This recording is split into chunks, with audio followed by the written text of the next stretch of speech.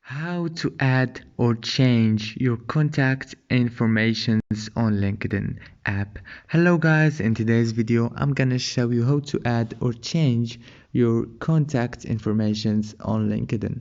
So first thing we do is we go to LinkedIn, and now here is the home page. As you can see, now we click on the profile picture in the corner, and now click on view profile, and now click in the pencil here, as you can see, and now we go to down to contact informations.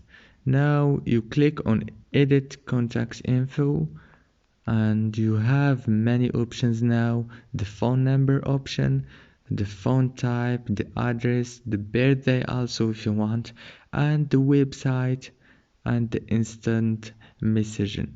And that's it for today's video guys. Don't forget to like and subscribe for more videos about LinkedIn.